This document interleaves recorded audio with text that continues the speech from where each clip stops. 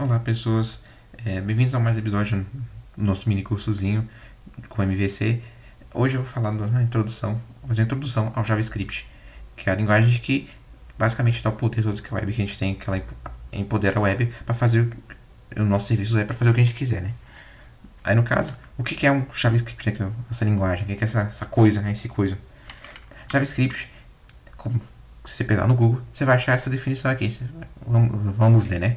JavaScript é uma linguagem de programação interpretada estruturada de script em alto nível, com tipagem dinâmica fraca e multiparadigma, juntamente com HTML e CSS. JavaScript é uma das três principais tecnologias da World Wide Web. Eu pergunto o que esse monte de palavras significa, né? Porque só isso aí basicamente não respondeu nada pra mim, né? Porque é um monte de palavra que eu nem sei o significado, né? Enfim. Interpretado. O que é interpretado? Essa é uma das divisões que nós temos entre as linguagens de programação, você podemos categorizar elas, que é entre interpretada e compilada. No caso, a de cima, que é o exemplo da compilada, você tem o código-fonte, que é o texto, né, que você programou, aí você passa para um compilador. Esse compilador produz um código de máquina, que esse código de máquina, então, ele pode ser rodado no computador diretamente para produzir o resultado que a gente quer. Esse código máquina é independente ao compilador. O que isso quer dizer? Quer dizer que você não precisa mais do compilador de novo. Você já compilou ali, já fez o processo, né? Você não precisa chamar ele de novo, ou coisa assim do tipo. Para continuar, para rodar o programa. Rodando o código de máquina agora pode ser rodado sozinho, independente. O que é diferente de interpretada? Interpretada, como eu já disse, você tem um interpretador. Esse você pega o código-fonte, esse interpretador interpreta o código-fonte e ele produz o resultado. Só que a questão agora é que você fica dependente desse interpretador. Toda vez que você quiser rodar o código lá que você criou o código-fonte, você precisa chamar o interpretador para fazer a interpretação. E essa é a grande diferença. No caso nosso, a linguagem JavaScript era interpretada. No caso, é interpretada por quem? Pelo navegador. O navegador ele tem uma que chama de implementação da linguagem, e ele sabe o que essa linguagem é, e ele vai lá e interpreta o que significa os vários códigos que vai escrever no JavaScript. O que é estruturado? Estruturado, você vê que você pode pegar valores arbitrários, no caso as variáveis, né?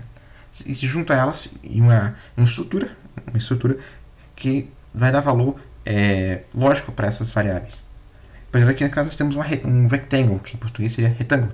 E nele você juntou a altura e a largura, para que você possa, quando você faça as várias funções, os vários processos que você precisa dele no código, em vez de você passar, sei lá, uma largura qualquer, uma altura qualquer, você passa lá, ok, eu quero um retângulo aqui. Aí você avisa, não, porque isso aqui agora tem um significado lógico para nós, que nós humanos precisamos disso para entender o que está acontecendo no código. O computador não faz, para ele não faz diferença, mas para nós faz. O que é tipagem dinâmica? Tipagem dinâmica é essa outra separação que a gente tem entre as linguagens de programação. Nós temos entre as linguagens, elas podem ser estáticas ou dinâmicas. E o que é ser estático? Estático significa que o tipo da variável, né, o tipo do valor, do valor que a gente colocou, ele a linguagem precisa saber com antecedência disso aí. Por exemplo, aqui, a linguagem string name. Esse name seria do tipo string, que seria o texto. Aí, tanto que ele coloca lá o nome igual a John.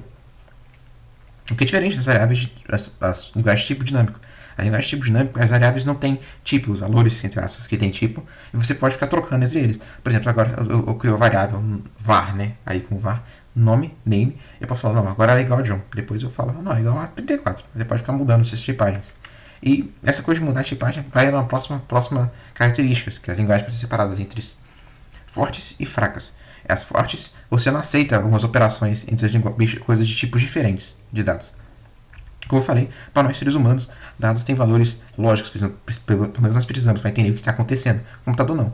Então, a forma de entender como fazer esse entendimento é através dos tipos. Aí, no caso aqui, a linguagem tipo forte não aceita você somar 2 com 2. Você pergunta, olha, o que é a diferença entre esses dois? 2 é um número, só que o outro 2 é um string, é um texto. Seria uma letra, a letra 2, né? A letra que representa o número 2. Somando esses dois juntos, a linguagem que você vê, ela deu erro. Ela falou, não aceito isso aqui, que é isso? A operação não vale isso aqui. Enquanto, no nosso caso, que é o caso do JavaScript, linguagem fraca, em vez disso, a linguagem tenta fazer o que chama de coerção. Ela tenta transformar um tipo no outro para ver o que acontece ali dessa operação que você fez. Em vez de falar que a operação é inválida, ela fala assim, não, que eu vou fazer aqui coerção, vou mudar um para outro e ver o que acontece, né? Aí, no caso ali, o cara chamou o quê? Ele somou 4 mais 4, 8. Tem normal. Os dois 4 são números. Mas o último 4 é uma string, é uma letra. Somando os dois juntos, nós temos 84. Ué, por quê? Porque houve a correção o 8 virou uma letra, deixou de ser numérico para ser uma letra, e somado com 4, o que ele fez foi que ele colocou o 4 no final, a letra que representa o número 4 no final, ficando 84. É um resultado que não esperava, mas isso acontece, isso é um tipo de coisa comum em linguagem tipo fraca, que há essas correções, então tem que lembrar disso para entender quando você estiver programando. Ok, onde é que se usa isso aqui? Para que se usa esse negócio? Porque eu preciso saber esse negócio, né? É simples, ela faz parte do bolo da web. As grandes três tecnologias que a gente viu lá no comecinho, ó. Vem aqui. O HTML, CSS, JavaScript. As três principais tecnologias que elas empoderam a internet. Por quê? Porque elas são usadas do lado do cliente. O que seria esse lado do cliente, né? Pensa num restaurante. No restaurante você tem aquela área que você fica esperando os clientes, né? Esperando o produto para vir com o atendente, né? E você tem o balcão e para trás dele você tem a cozinha, né? O lado do cliente seria a área que tem os clientes mais esperando, enquanto o lado do servidor, que é o outro lado, o que chama também de back-end, é o lado da cozinha. A back-end prepara coisa e tudo mais, e envia até o cliente, que no front-end, né? Que é o lado do cliente. No caso, o JavaScript é usado no lado do cliente para fazer dinamicidade nas páginas da internet, né? Então, por exemplo, fazer um botão, fazer alguma coisa, ou fazer vários efeitos visuais e coisas assim, né? Fazer um monte de coisa com JavaScript. E tem um adendo também. Como eu falei do back-end, né? Você pode colocar também JavaScript em outros lugares, que é uma linguagem de programação, no final das contas, né? Que é, no caso, exemplo aqui, grande famoso é o Node.js. O Node.js, ele coloca o JavaScript, move ele para o lado do servidor. Então você consegue rodar esse programa que é o Node.js, que ele tem, se me engano, um motor chamado V8, que é o V8, ele interpreta o JavaScript e você pode rodar isso como um servidor. Mas isso aqui são detalhes, coisas extras que não vão ficar no nosso mini curso. Agora brincando um pouco com JavaScript, porque a melhor forma de aprender com computação é na prática. No caso aqui, eu achei esse site chamado GS Fiddle. Ele permite a gente interpretar aqui um chamado de playground, né, que é uma caixinha de areia para a gente não ter que mexer com nada no navegador, que para a gente testar as várias funções do JavaScript, né? Aí no caso, no JavaScript eu posso definir uma variável com a palavra let. Let variável. Posso fazer ela ser, como eu falei, do tipo dinâmico, né? Eu não tenho que avisar para o JavaScript o que é esse tipo de variável, eu só escrevo, né? Let algum texto. Mas também posso ter números, né? Outra forma de fazer isso também é com const. Você pergunta qual é a diferença? A diferença é que o let, você quer dizer, ok, isso aqui eu vou mudar depois, ou seja, o valor de variável realmente é variável. Agora o const não, isso é uma constante. Então eu não posso depois mudar o valor de número. Agora eu tenho que colocar 45.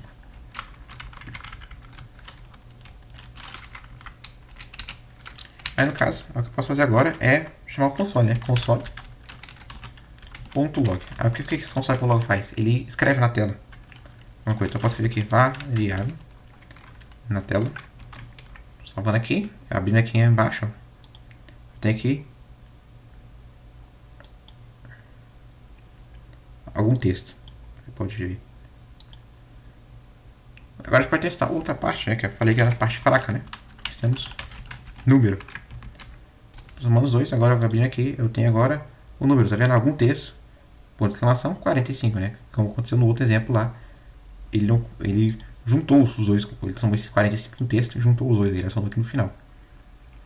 Mas pensa, você pode mudar isso? Sim, claro, se eu fizer assim agora.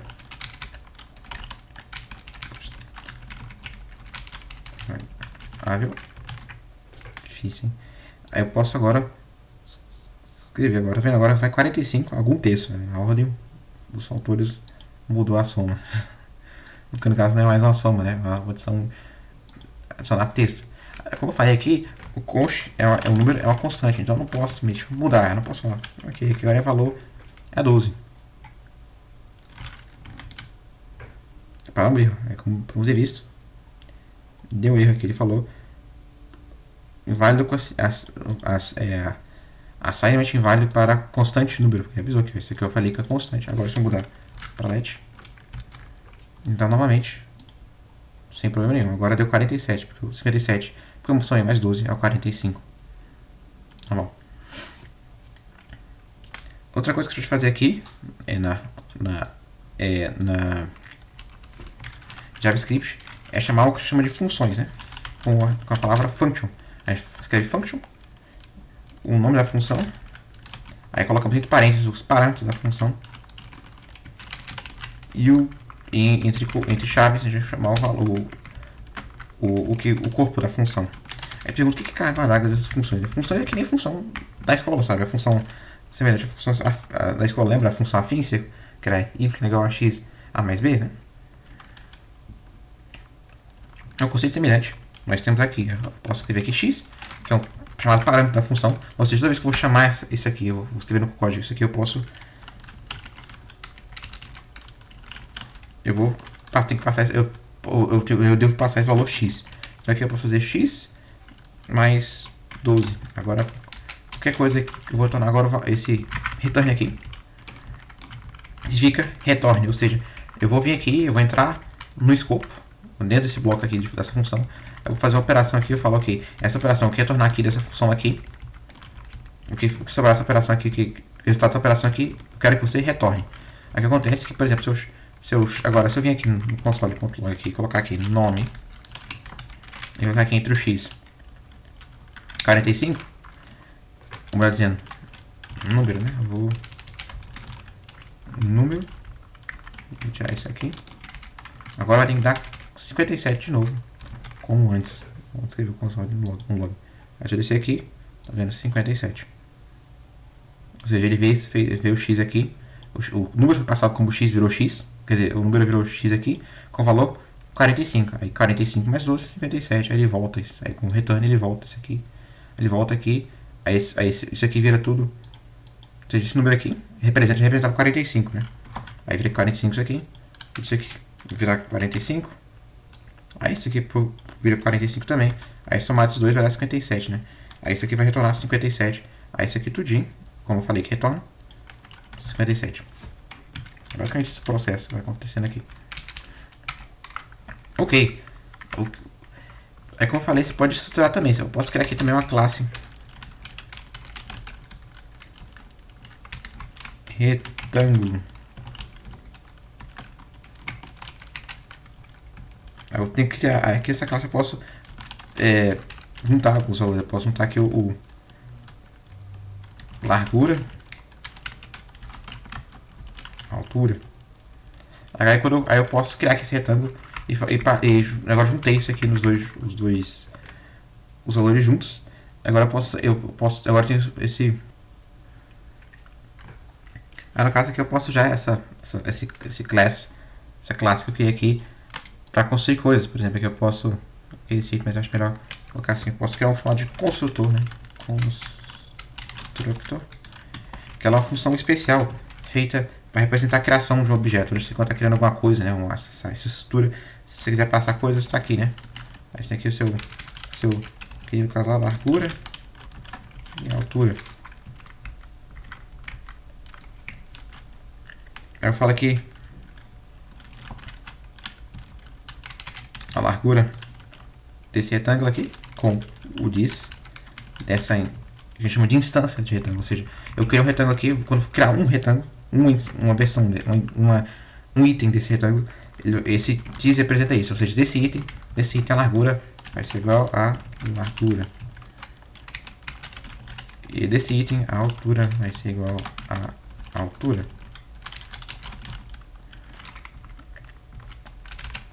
Aí eu posso agora criar um novo retângulo, vou chamar de rec, ou arete de retângulo. Eu vou criar aqui um novo retângulo. Aí eu vou passar para ele aqui minha altura, que vai ser 10, aqui a largura vai ser 10 e minha altura que vai ser 20. Agora eu posso vir assim, por exemplo, aqui, escrever aqui, ok, head, ponto, largura, e simplesmente salvando aqui. Agora eu vou voltar 22, tá vendo? Minha largura era 10 mais 12, 22. Eu juntei agora esse retângulo. Agora no passo eu tenho uma variável qualquer que eu chamo de largura e outra que eu chamo de qualquer que eu chamo de altura. Essa aqui é a altura, a largura de um retângulo qualquer. Agora eu tenho essa representação aqui lógica para mim, que eu juntei os dois juntos para ficar muito mais fácil de entender. Ok, eu acho que é o básico que precisa para entender para a parte de JavaScript, para a gente poder usar no nosso projeto porque não é extenso. Só que aqui agora eu vou fazer uma coisa divertida. Vou mudar aqui a estruturação do playground. Isso aqui eu fiz essas mudanças para só coisas para poder ficar mais fácil de entender visualmente para vocês. Então, isso aqui é só coisa específica minha. Então, não se preocupar com quais mudanças eu fiz ali no coisa. Eu só mudei, só fiz a letra ficar maior e eu coloquei o console de novo. Por algum motivo, quando eu mudo a estrutura, ele esconde o console. Mas enfim, nós vamos fazer o seguinte: nós vamos criar aqui um botãozinho. Um botão que ele chama. Fechando aqui, eu vou chamar esse botão de botão. Aí eu posso juntar esse. Agora, como é que eu junto, né? Como é que eu posso fazer essa junção entre esse HTML e esse JavaScript? E é simples. Eu escrevo aqui um clique no botão e eu falo pro botão o que você vai fazer quando você for clicar, né? Primeiro eu vou salvar aqui. Ok, então eu estou esse botão. Agora, no momento ele não faz nada, né? Eu só clico aqui. Mas eu posso mudar isso aqui. Eu posso falar aqui. Quando você for clicado, eu quero que você chame a função clicado. Eu defino aqui a função. Posso definir aqui a função. Aí, function, com o mesmo nome, né? Presta atenção para que seja o mesmo nome. Clicado. Aí eu falo aqui. A função clicada, você vai fazer isso aí. Logar para mim no meu terminal. Vou logar o quê? O botão foi clicado. Agora salvando isso aqui. Se eu vim aqui e apertar o botão, você vê aparecendo o console aqui. O que apareceu? O botão foi clicado.